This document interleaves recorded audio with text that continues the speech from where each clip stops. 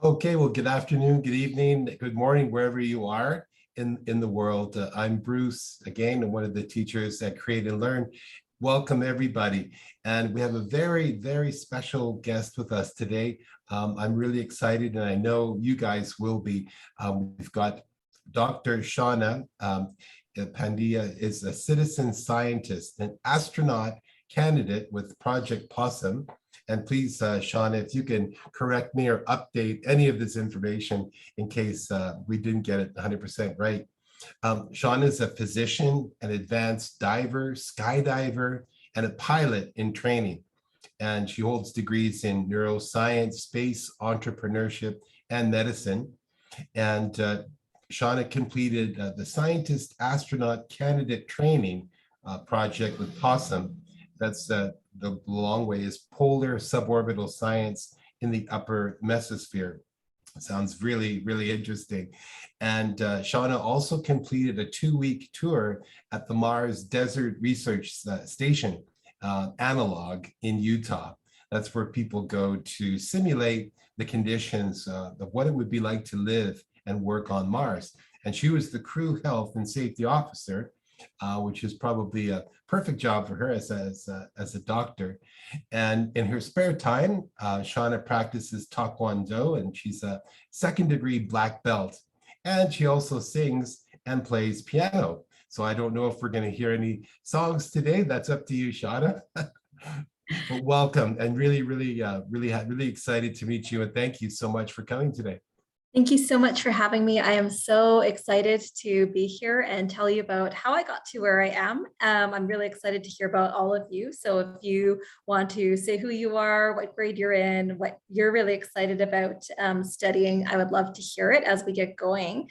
So you heard a little bit about my background. In fact, this headshot here is from when I was doing aerobatic flight with Project Possum. We actually now go by the International Institute for Astronautical Sciences. So you'll hear me refer to this as IAS. Sometimes I'll slip and say Possum. So they're this one and the same. So you've heard a little bit about my background. You've heard that I'm an aquanaut, a skydiver, a physician, and I'm going to take the next 45 minutes or so to tell you about where I've been and how I got there and where I started off. But before we do any of that, I just wanted to start off with a little video to give you an overview.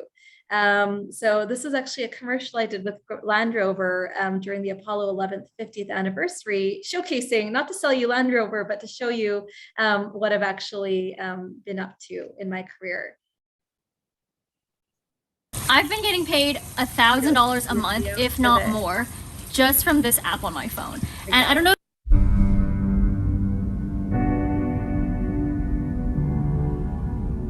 Why do we explore? Why do we discover? I think discovery is a fundamental human trait. It's what makes us human.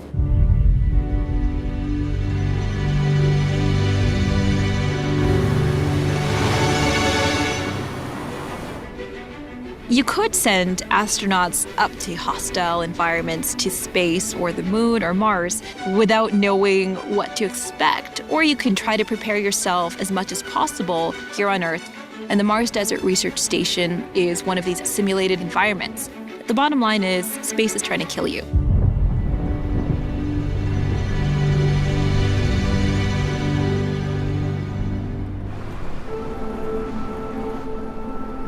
Coming up to the Mars Desert Research Station is like going through a portal into another world. You see these tremendous formations that look like they've been meticulously arranged by a giant. I would say that human exploration in space is one of the most challenging and one of the most ambitious things that we've done as a human race. When you look at your ideal candidate for Mars, you want your jack of all trades, but at least master of some. Taking part in centrifuge studies, experiencing aerobatic flight. I've been a lifelong martial artist. I'm a physician. I have a background in space medicine and space medicine research. Everything I do in my life is related to reaching that goal. I want to be the one that forges trails, the one that leads the way, the one that sets foot on Mars. Unless someone actively stops me, I will be here pushing limits forever. Now, where do we go to next? So hopefully that was a good overview of what I'm going to talk to you about today in terms of my adventures. So I'm just going to switch back here. Perfect. So you should all be able to see the presentation again. But before any of that, I was a kid with a dream, and I would just go camping with my family, and I would do a lot of camping through Girl Guides and outdoor education. And I remember looking up at the night sky and just thinking, I want to be out there. I want to know what comes next. And then I learned that there's people who can actually train and work in space, and we called them astronauts. And I was lucky enough to be growing up at a time when Canada's first ever female astronaut flew into space, and her name was Dr. Roberta Bondar. And I looked at her and I said, oh my gosh, she's Canadian and I'm Canadian, and she's female and I'm female, and she's a Girl Guide and I'm a Girl Guide. For you, that's the equivalent of Girl Scouts. And so I thought, all I need to do is go be a neuroscientist, physician, and then I can be an astronaut just like her. And actually, that's what inspired me when I was going through grade school. This is when I was in grade 12, when I was about 17 years old, to pursue neuroscience as my undergraduate degree. And so that kind of set the stage for me. I decided, okay, that's what I'm going to study, and then I'll go on to study medicine. So I did my degree in neuroscience back at the University of Alberta, and then it came time to apply for medical school. And what I realized is medicine is really hard to get into. In fact, it's so competitive. I knew some of the best, most qualified candidates in the world. They were the smartest people, they were the kindest people, and they were the most well-rounded people. They did so much in their communities, and they weren't even getting interviews. So I needed a plan B. I needed something that I could spend the year doing that I wouldn't be sad about not getting into medicine for, because I would be so excited to focus on that. And I started thinking about, well, what else has excited me through my career and my studies? And it's always been space. So I took a chance. I applied both to medicine and to something that I'd heard of called the International Space University, which is kind of like Starfleet Academy. It's a university in France, in Strasbourg, where you learn all about space technology, policy, law, life sciences. And to my surprise, I got into both. And so this was the first best hard decision I ever had to make, in that I had to decide if I go to medicine or go to the space university to pursue my master's degree. And one of the best pieces of advice that I've gotten is, when you're faced with a hard decision, pick both. So I asked the Space University if they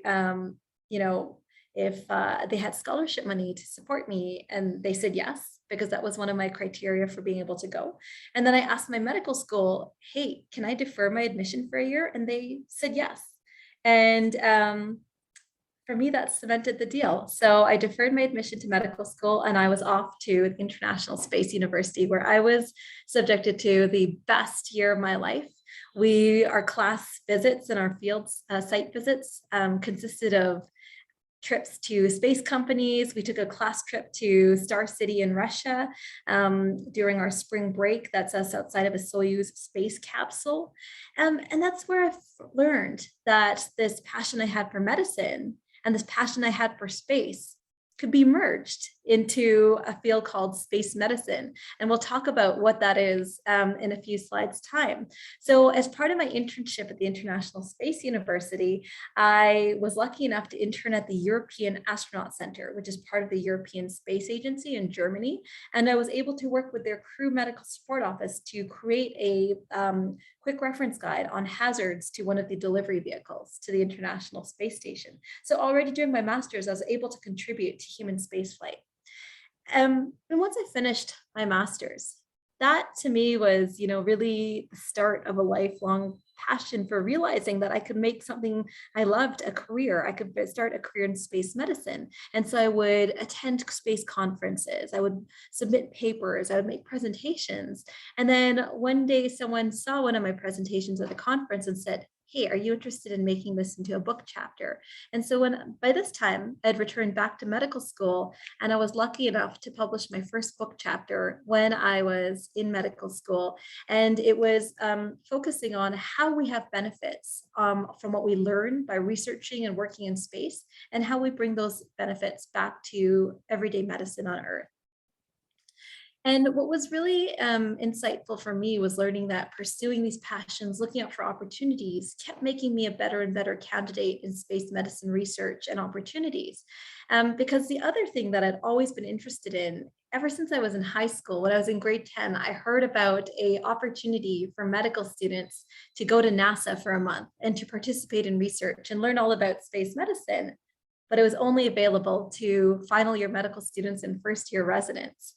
And it took over 10 years before I was qualified enough to even apply. But in my final year of medical school, I applied to the aerospace medicine elective at NASA's Johnson Space Center and was lucky enough to be selected as one of 5 Canadians to be sponsored by the Canadian Space Agency to go down and work on research related to long duration space flight, sending humans, for example, to asteroids, and hang out with astronauts. In fact, that's Kjell Lindgren in the red shirt. He's a physician, he's an astronaut, and he was recently commander of the International Space Station. And all of these were my fellow medical students and residents, and they've since gone on to be surgeons and doctors. And it honestly was, the start of believing that, hey, maybe I can make a career out of this. And before long, I came back and I finished medical school. And this is where I took a bit of meandering path, because I loved surgery throughout medical school. I loved neuroscience. So I actually first started off by training in neurosurgery. I was lucky enough to do a lot of surgical electives. I was able to do medical electives in cardiac surgery in India, in orthopedic surgery in Ecuador. And then I spent 3 years training in neurosurgery before I realized, hey, this isn't taking me to space. This is actually maybe taking me away from space. And I had a long, hard discussion with myself and realized that, to be able to do what I want to do, I think I need to find another field of medicine. So I transferred to family medicine, and that was the best decision I could have made, because now I have the freedom to practice all over the province where I live in Alberta, and actually practice in emergency medicine most of the time. And I'm able to focus a lot more on space, astronautics, and space medicine, which is what I'm going to talk to you about next. So when I was in residency, now that I switched back to family medicine, I realized that I really wanted to get back to space. So I started doing what I did in medical school. I started looking out for conferences to attend. I started looking out for people who just needed volunteers. And then one day on one of my friend's Facebook posts, I saw that he joined something called Project Possum, which, as you heard, stands for Polar Suborbital Science in the Upper Mesosphere, and we now go by AAS. And to me, I was like, what is this? Is this a space camp for adults? Is this, what are we going to do? And it was the most amazing experience of my life. So the whole premise of the program is to learn about science in our upper atmosphere and how that relates to climate change, but sending up citizen scientists to the upper mesosphere, ideally to study these clouds in the upper mesosphere. So that was the ground school. That was the first slide that you saw with me doing aerobatic flight. That's what you saw in the video. And then what we realized is there's so many fields of human spaceflight and astronautics and science to contribute to. And so since then, we've done some pretty amazing things. We have flown 0G for 6 campaigns and counting. And the reason we do that is we need to test technologies before we send them to space. So you could actually create 0G conditions and float around before you ever go to space by simply flying in an airplane. And the way you do that is you fly in something we call parabolic flight. And so when you're flying in a parabola, you're falling at the same rate as the airplane. So just like when you're in a roller coaster, you're at the top of that roller coaster, you feel your stomach lift into your throat. It's because you're weightless for a second and you're falling at the same rate as the roller coaster. Or when you're in an elevator, you're going down at the same rate as the elevator. And so we, by following a parabola. You actually create 20 seconds of parabolic of 0G at a time. And that allows you to test the technology before sending it all the way up to space, which is actually really expensive. And so I could keep telling you what it's like, but we've been testing spacesuits. We've been doing that since 2015. And here's a short video to show you how much fun it can be.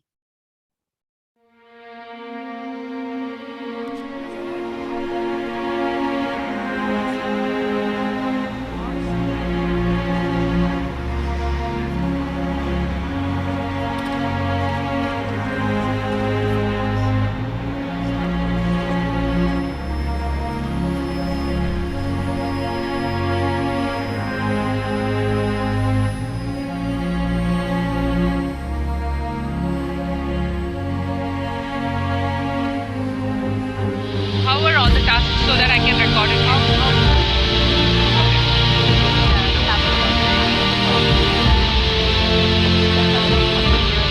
No rain in the back, huh? No rain in the back. Umbrella?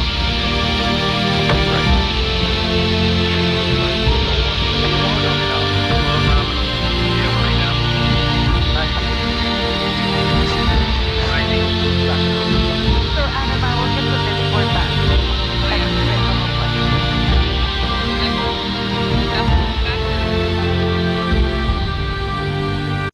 So that's a glimpse of one of the courses that we run in learning to test and make payloads in science for zero gravity. We've also created courses around planetary geology. So what lessons do we learn from doing geology on other planets and learning about rock formations on the moon and Mars? And so this is us doing the field portion of our planetary geology course in Arizona in 2019 in the San Francisco volcanic flats. And here's us at Meteor Crater. And basically what we were doing was learning about science on other planets and then learning about lessons learned from geology from the Apollo moon missions and how we could improve the tools that we learned in improve the tools that were used in the Apollo era. And so, for example, this is one of the tools that one of my teammates made that I'm testing out there. We also were lucky enough to visit Cinder Lake where the Apollo astronauts had trained, and these are all the women from my crew. So I also want to spend a little bit of time talking to you about the space medicine aspect of it. So why do we even talk about space medicine in the first place? And the answer is because space is trying to kill us. So when we talk about the challenges of the spaceflight environment, we can summarize them into 5 big categories. So there's the one that all of us think of when we talk about being in space, and that's being weightless. The further off we go from Earth, the more self-sufficient we have to be because we can't evacuate to Earth. When we're in space, we're subjected to increased radiation. So we have to either increase the radiation protection of our ship or somehow protect ourselves against radiation. We're far from our families and our friends and our pets and our favorite restaurants. So we need to be able to deal with isolation and confinement. And then there's everything else which falls under hostile environments. So for example, on the moon, what we learned from the Apollo missions is that there was so much lunar dust that it was clogging up the suit joints, that it was irritating the astronaut's skin and lungs, or even our day-night cycles are skewed when we're in space. So when you're on the International Space Station, 250 miles above the Earth's surface, you experience one sunset and sunrise cycle every 90 minutes. So that's 16 sunrises and sunsets every 90 minutes. And to give you an idea of how our body changes, every single bodily system is affected in 0G. So our bones lose density, our muscles lose mass, our fluids shift upwards, our inner ear is confused because what our eyes are seeing are not what our ears are perceiving. The brain juice, the cerebrospinal fluid that bathes our brains and spines shifts upwards. So that's why we say that space is trying to kill us. And so in a very small way, I get to contribute to space medicine. I run a course called Operational Space Medicine with Project Possum and IIAS. And basically we teach our students to learn to do medical assessments in an austere environment. So resource limited environment. So it's like you're a little bit of a space MacGyver because you have to learn to think on your feet. So I hope by now it's becoming apparent that space is hard, space is expensive, and space is extremely risky. It's trying to kill us. So I think it's becoming apparent to you now that in order to be as prepared as possible when we send humans to space, it makes as much sense as possible to prepare astronauts on Earth before we ever send them to these harsh environments. So how do we do that? So I already talked to you about one of these environments. We talked about practicing in microgravity or zero G on parabolic flight. You saw in the initial video that we also subject candidates to hypergravity, so increased gravity and centrifuge studies. We can also mimic zero G without having to go up in a plane. And we do that by just putting ourselves in a harness that can offload our weight. So here I am in a different type of spacesuit. So there's lots of acronyms in the space world. This is an EVA or extravehicular activity spacesuit. And this is one you would use outside of your spacecraft when you're doing a spacewalk. And so for example, the other spacesuit you see in this photo is called an IVA or intravehicular activity spacesuit. And all you need to know about this is what you wear when you're transiting to the space station to act as a kind of second life support system. But this is what you'd wear outside on a spacewalk. And in the gravity offset harness, what you can do is offload a certain percentage of your weight. So if you want to simulate microgravity or weightlessness, you offload 99% of your weight. If you want to simulate lunar gravity, so it's 17% of what we'd experience on Earth. So if you weighed 100 pounds on Earth, you'd weigh 17 pounds on the moon. So you could jump really, really, really high, and you would weigh 38 pounds on Mars.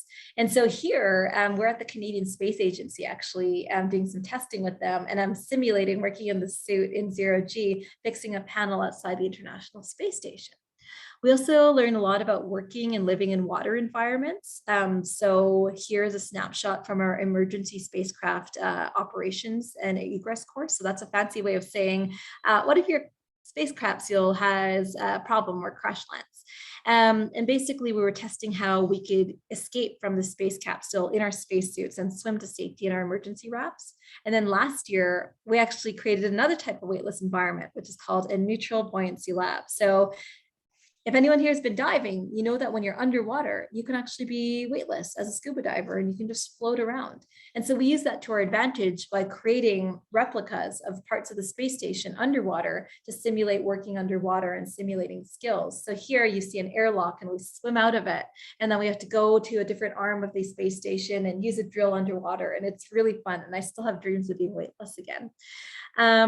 And then we also learn about working and building crew dynamics in different types of environments. So here's a snapshot of our, we did some aircraft work. So this is in Northern Alberta in 2017, and we took part in a high altitude noctilucent cloud research campaign. And basically what you need to know about this is we were in a aircraft at 19,000 feet, and we had a crew of 3. We had the pilot, the mission specialist, and myself, the payload specialist, and we were testing this new instrument to see if it could image clouds like we wanted to. And you're really working on your crew dynamics.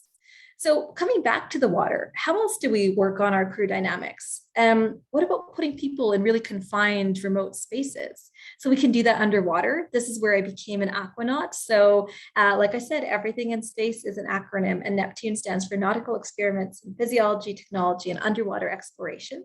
I saw a question in the chat earlier, what's an aquanaut? So when you live underwater, so we have this habitat that's underwater. You can see us outside of it here, but you're actually in a house underwater, and you're breathing air at a higher pressure that's the same as the water around you. And so once you've been in that environment for 24 hours, you're breathing that ambient air pressure, so you're given the aquanaut title. So we were a crew of 5. We lived and worked underwater for 5 days, performing science experiments, doing outreach, talking to classrooms, doing psychological and physiological experiments. And this was in the Florida Keys. And we also did some really cool technology demonstrations. We brought some virtual reality medical software underwater with us. And we were able to connect myself as the crew medical officer with the head of radiology over 4,600 kilometers away in Saskatchewan, Canada, and to talk about a simulated medical patient. Just down the road from the Jules Undersea Lodge, where we did that aquanaut mission, is the Aquarius Reef Base. And this is where NASA sends its astronauts to become aquanauts and learn to live and work as a crew and do science together. So they call this NEMO. This is the NASA Extreme Environment Mission Operations. So NEMO's deeper than Jules Undersea Lodge, which is at 20 feet. NEMO and Aquarius is at 60 feet. And so remember what I was telling you about being an aquanaut. If you've ever, if you're a diver, you know that you have to slowly come up and let all the dissolved gases in your blood come out at a set rate, because if they come out too quickly, they create big bubbles and they can lodge in bad places like your heart and brain and cause you to be really, really sick. So when you're underwater at 60 feet for 24 hours, you have to decompress for almost 17 hours before you can safely surface. And by comparison, when you're on the International Space Station, you can actually get down to Earth in as little as 3 to 6.5 hours in the case of an emergency. So now I hope it's becoming apparent what we get out of creating these really remote situations where crews have to live and work together. Another example of this is the Mars Desert Research Station, which you saw in the very first video. So this looks like life on Tatooine, but it's essentially real life on fake Mars. And to go outside, you have to suit up in your spacesuit, and you're privy to these really amazing red landscapes, which are honestly make you feel as if you're on Mars. Here is a shot from when we went back there to do the Land Rover shoot. But I've been there once as a commander and once as a crew medical officer, and it's an amazing place to be. We also prepare ourselves for space by picking up skills in operational environments. So through diving, you've heard I hold several dive certifications, including my rescue diving, nitrox, aquanaut. Through piloting a plane, I'm finishing up my piloting license. Through skydiving. So when you're learning to make decisions in really fast moving scenarios. I have my solo advanced free fall license, and even just through maintaining basic health and fitness. So I'm a second degree black belt in Taekwondo. I've competed at the international and world levels, and I've also trained in fight camps in Muay Thai and won my first and only ever amateur flight. And then the other part of preparing ourselves for space and being a good crewmate is being a good communicator and sharing what we've learned. So like we're doing today, I've been lucky enough to share what I've learned with audiences all around the world, from Scotland to Singapore to everywhere in between. So I know a lot of you are budding scientists and space explorers, so I'm sure you must be asking, what kind of research and work can help us prepare for human spaceflight? And so I told you a little bit about the work that I do through my operational space medicine class, but I also run the space medicine group at IAS, and we prepare payloads and scientific work related to medicine for spaceflight. I've written, one of my research groups and I have looked at what kind of medical guidelines should be put in place when with commercial spaceflight. So now, if you're following human spaceflight, you know that it's not just space agencies like NASA who send folks to space. It's commercial companies like SpaceX and Axiom, and Blue Origin. So we're looking at how safe is it really to send non-astronauts to space? And the answer is, medically speaking, for a short duration flight, pretty safe. What about far off questions? If we're going to send humans to Mars, we also need to ask, well, what do we need to know about long duration spaceflight? And so I've published book chapters on reproductive health on long duration spaceflight, as well as psychological resilience on long duration spaceflight. So the other question I want to ask is, if we're talking about sending humans to really far off destinations like the moon and Mars, well, I just told you that it's actually really important that they're self-sufficient there, because they can't really come back to Earth very easily. It takes 2 to 5 days to get to the moon, and it takes 6 to 9 months one way to get to Mars. And by the time you're on Mars, depending on how the Earth and Mars are aligned, it can be a 6 to 46 minute round trip delay. So imagine you have a medical emergency on Mars. How does your crew help itself? So here's some of the projects I'm working on that are looking at keeping humans happy and healthy in space. So space food is a big concern, because when we talk about sending things to space, they need to be low mass, because everything that we send, the heavier it is, the more it costs. It needs to have a long shelf life. So if you send an orange up to space, it'll go bad pretty fast. It needs to be delicious, because when we're in the zero gravity environment, all the fluid shifts to our heads and we feel like we have a cold. And so the food doesn't taste as good. So it has to have a good texture and be savory, and also has to be pretty nutritious. So one of the companies I advise is called Astrius, and this looks like a Ferrero Rocher, but it's actually a chocolate ball with all of your daily nutrients in it, as well as some vitamins to help you focus. What about the problems I talked to you about in zero gravity? We talked about how our brains have a little bit more pressure on them. What if we could bring the gravity with us? So I know we have some high school students here. So in your physics class, you may have talked about how we generate force, centripetal acceleration, and it's simple physics. You can generate gravity, artificial gravity, through acceleration by how fast you spin your space station and the radius of your space station. And so one of the companies I advise that I work with as medical director, Orbital Assembly Corporation, is working on building the first artificial gravity spinning space station, just like you see in this movie, Space Odyssey 2001. And then I alluded to this a little bit earlier. If we're sending humans to Mars and they learn skills on Earth, it's pretty expected that if we don't practice them, that we can forget those skills. So imagine you're the crew medical officer on a crew heading to Mars, and you learned a skill on Earth, and then you learned how to put an IV in on Earth, and then you don't have to do it until you're on Earth, on Mars 9 months later. Your patient's going to look like a pincushion. So what if we could help astronauts practice their medical skills in space? So one of the other companies I work with is called Luxonic. And we actually, that medical suite that you saw that I was testing underwater, we've also developed VR modules to practice medical skills in space. So I know lots of you are budding scientists, and maybe you want to also bring what you've learned in space or other environments back to Earth, because we sure have a lot of problems there. So how do we bring these lessons learned in research and technology back to Earth? Let's come back to the VR scenario I was just telling you about. Obviously, in COVID, when we maybe have to learn in online classrooms, we can't practice things in person in simulation labs. What about virtual reality?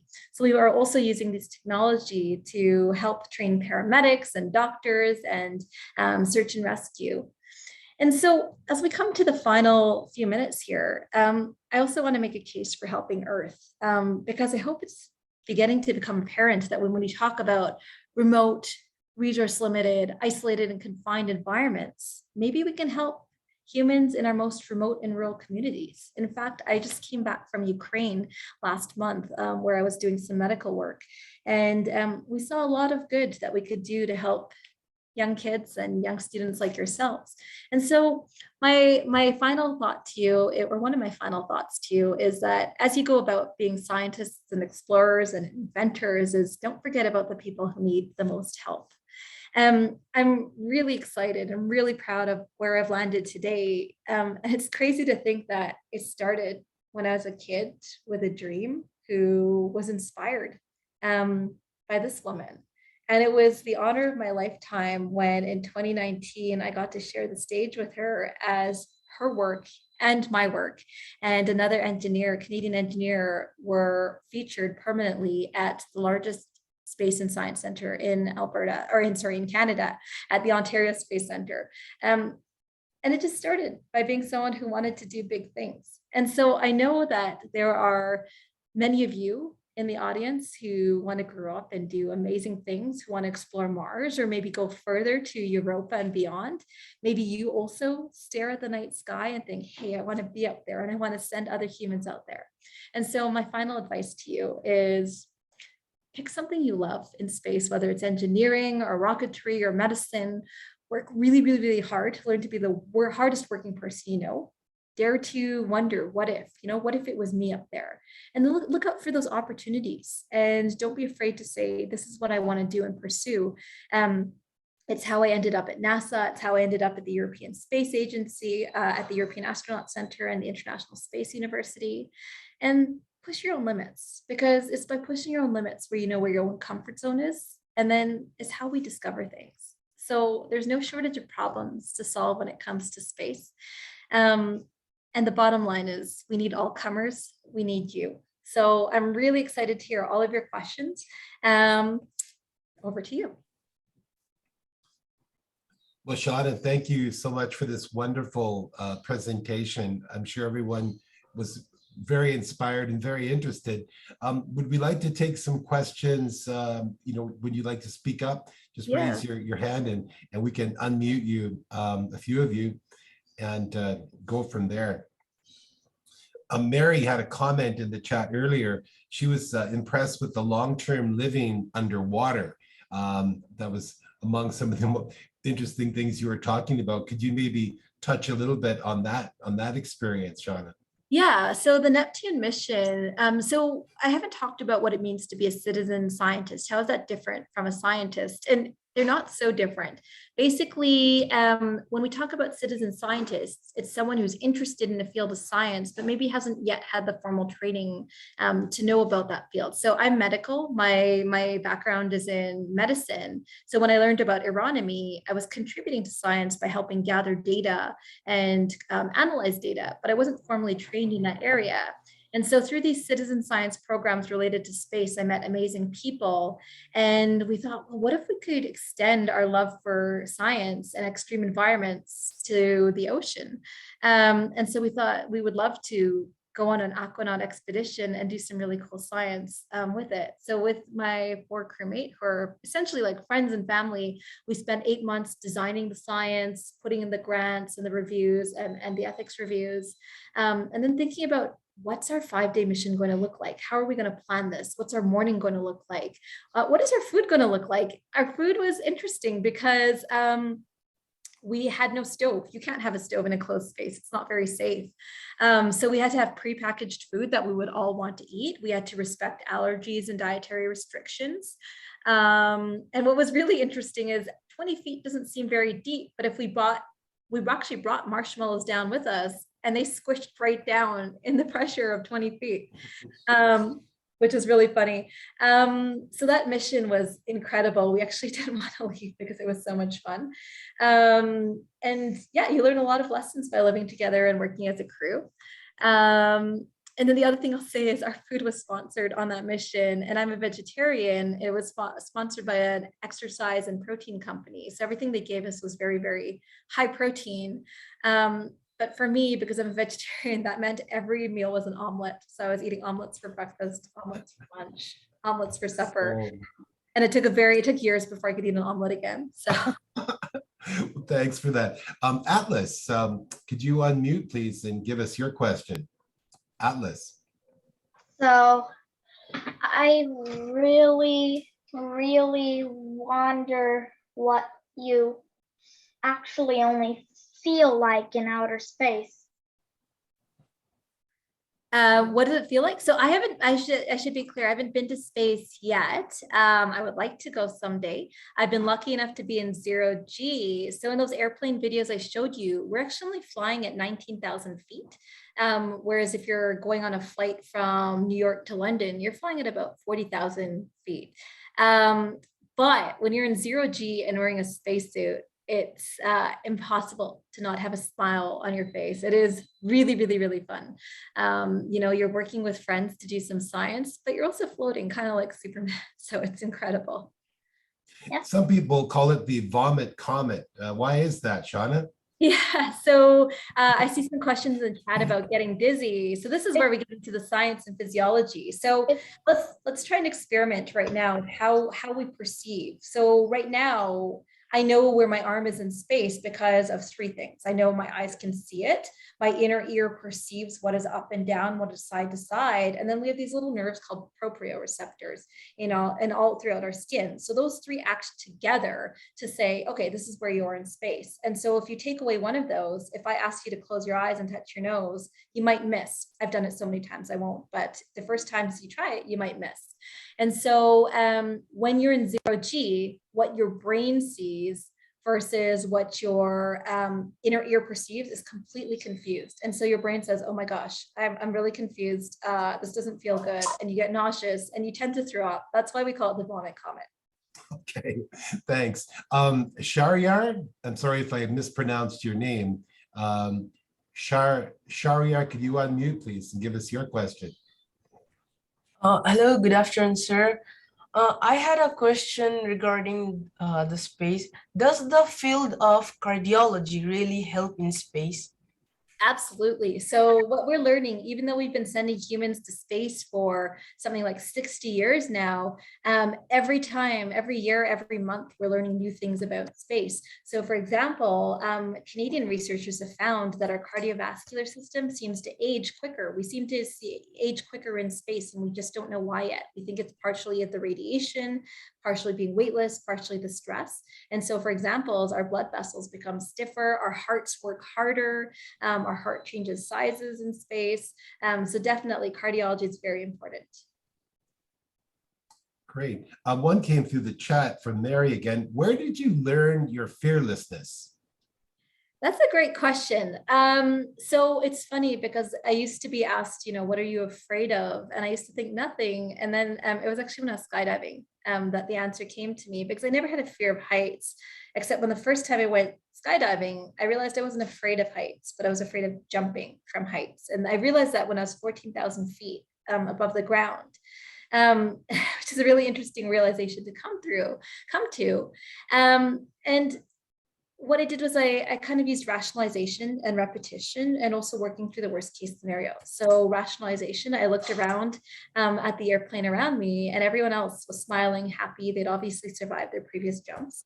Repetition, so I jumped over and over. It doesn't mean that I jumped once and my fear was cured. And then working through worst case scenarios, like my radio died on my second jump, so I didn't have my instructor to tell me how to land. I had to just remember what I learned in ground school. I had bad jumps where I spun out of control and injured my shoulder and had to work through that. So fear isn't this magic thing where it's like you're afraid or you're not, or you face your fear once and you're afraid. It takes work, but it can go away. Excellent. Anyone else would like to ask Shawna a question directly? I see Marion had a comment in the chat to say, what does it mean to decompress in 17 hours? So yeah, I think you mentioned that. Yeah, that's a great question. So it means when we're here at the earth, at the surface level, we're exposed to a certain amount of pressure, and then the deeper we go, we have the weight of all the water on top of us. So it's compressing any air that's in the deeper we go. So it means that we're breathing air at a higher pressure, and so if that pressure, think of when you're opening a Coke can, if you let that pressure go through, be let go of too quickly, all these bubbles come out. And if that happens in your body and goes to your brain, it's really bad. It can cause a stroke or a seizure. So to minimize that risk, we just let it happen slowly. So those bubbles come out much slower, and it's much safer. So that's what we mean by decompressing. Okay, one from Mary about Mars. What's your favorite thing about Mars? Oh gosh, so many favorite things about Mars. I love how remote it is. I love the fact that we really have to be self-sufficient if we need to go there. I love the fact that the highest mountain in the solar system, Olympus Mons, 500 kilometers is on Mars. There's so much out there, and we're finding evidence that there likely was water on Earth, on Mars's surface. Adding to that question just a little bit, you were 2 weeks in an isolated place with how many people in your team? On the Mars, depended on the first mission, it was 5 other people, and then on the second mission, it was a lot. It was 10 plus people. Yeah. As a doctor, do you see like potential for human beings to sort of have difficulty to be in a confined space for a long period of time? Yeah, that's a great question. And it's an important skill to learn. It's not always easy. Anyone who was trapped in quarantine with their families throughout the pandemic knows that. And so what we learn about successfully living and working together, whether it's with our families or camping or at the Mars Desert Research Station, is it takes skill and it takes work. And there's a principle called expeditionary behavior. And basically means you're looking at your own happiness and sanity, but you're also looking at the happiness and health of your crew, and you're doing your best to maintain your own health as well as your crew's health. And I think it's a really important principle to learn because it's applicable not just if you're being on a Mars simulation, but in everyday life. Okay. Alex had an interesting comment. I'm not totally sure. Maybe Alex, you can help us a little bit more. He said, once I was in the mountains and my seaweed bag exploded. So we've got mountains and seaweed. I'm not totally sure. Oh, I can address that. Yeah. So this goes back to what I was saying about, the marshmallow squishing down when we were in the Neptune mission. And so 2 weeks later, I was on Mauna Loa on Kona Island of Hawaii, which is quite high. And it was the opposite because I'd also taken a picture of a bag of chips on the Neptune mission that was squished down. And now that we were at altitude on Mauna Loa, that's a different bag of chips have blown way up because there was less pressure. There's less stuff squishing it down. So just comes out, and that's probably why your seaweed bag blew out. Interesting. Shari has another question. If you'd like to unmute, please. I'm just going to get to a couple of questions in the direct messages too, to make sure everyone has. Great, yeah. Well, I'm seeing a bunch here. Okay, so there's some really good ones. Someone is asking about Roberta Bonder. Is she still alive? She is still alive. I think it was the 30th anniversary of her flying in space this year, which is amazing. She's been a tremendous inspiration, and she is still very much alive. Someone is asking about Antarctica. Is living in space as harsh as living in Antarctica? Kind of. So when you're in Antarctica, depending on where you are, you can be very resource limited and remote. So the European Space Agency actually sends humans down to live at Concordia Space Station for a year at a time. They send a doctor down for a year at a time. And basically it is one of the most remote places on Earth. It's so remote in Antarctica. There's no penguins there. There's no plants there. It gets down to minus 80 degrees Celsius, which is super duper cold in Fahrenheit as well. And so we learn about how our crews do in isolation. So Antarctica is a good analog for spaceflight. Yeah, seeing another question here. What was it? What is my current opinion? My opinion on the current state of the world and technology, and fighting things like climate change myths. I think that's where you all come in. I think we have a lot of work to do in creating the future we want to see. A lot of the research and technologies I talked about can play a role in that, but I've always been of the mind that be the change you want to see. So if you don't like the way the world is headed, that you make your voice heard. Okay, I think we're running out of questions in the direct message. Okay. Yeah, Shahira has another one here. He's written it. Other than Mars, what other planets are there that can be suitable for humans to live on? So if we're talking about deep space exploration, Europa. So Europa is still within our solar system. It's one of the ice planets of Neptune. And it's posited that there is a whole ocean of water under the ice surface of Europa. So if it's possible that if there's things like geothermal vents, like those hot deep sea vents like we have on Earth, that maybe there's life somewhere in Europa. So that's what I would love to explore. Awesome. I'm getting a direct message about thoughts or personal advice that could help anyone who wants to pursue a career like space. So in addition to what I said about working really, really hard and looking out for opportunity, I want you to realize that every single one of you belongs in the field you want to be in. Don't anyone ever tell you that you're too this or you're too that, maybe you don't fit what an engineer looks like. Like, you absolutely belong there. If you're passionate about it and you do the work, you absolutely belong there. Excellent. Quick question, are there citizen science project that students can kind of help out at their age, like middle school or even elementary school?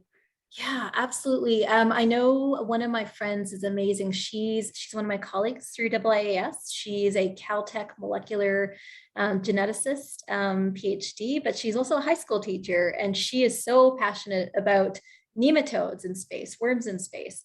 So she has her teams look at how these nematodes in zero-G act and what we can learn about their behavior as a model for neurologic diseases. Nematodes, can you tell us a bit about those?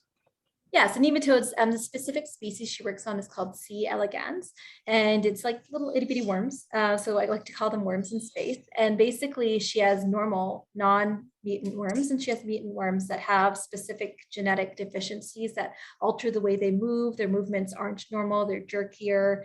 And basically what she does is she compares how they move on Earth versus how they move in 0G as both mutants and non-mutants, and seeing if there's a difference can help give us insight into, well, how do these mutations adapt or not adapt, or what insight can they give us about things like muscular dystrophy, disease states like muscular dystrophy. Okay, thank you.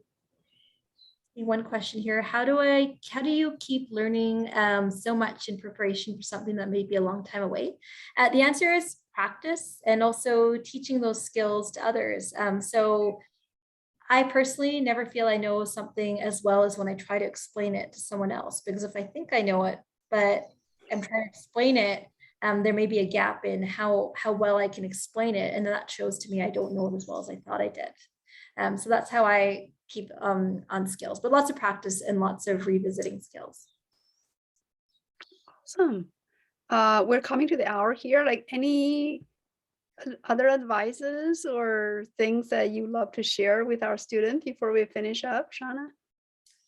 No, thank you so much for having me. This was a lot of fun. I hope you were as excited about space as I am. And I really look forward to saying that I was in the room when one of you lands on Mars. So all the best with everything you study. Well, thank you so much. This was very inspiring, and it's great to hear that there's so many opportunities. Even for most of us, we have probably no opportunities of becoming an astronaut and actually going to space, but there's so many different ways to be part of the space exploration and help with different kind of a science, citizen science related projects. So really appreciate you coming to give our student a talk today. And just one little announcement that we have another talk coming up. I know summer, we're slightly halfway through summer. Before the end of the summer, we have another fun NASA talk coming up with Brendan. He will actually be on exploration on this boat, and we'll be doing some like a live talk there while he's doing his mission there. We have a bunch of other interesting classes as well. One of the new ones is on teaching you redstone on Minecraft. This is actually very much related to electrical engineering. So it will be a really fun talk as well. With that, want to thank Shawna again, and hope to thank you everyone for joining, and we hope to see you again soon. Thanks, Shawna. Thanks, everyone. And I can't resist showing Shawna my medical tricorder. I love it. That's amazing. Thanks again. Good night or good evening, everyone, wherever you are. Bye. Great. Bye. Thank you so much. Bye. Bye. Bye.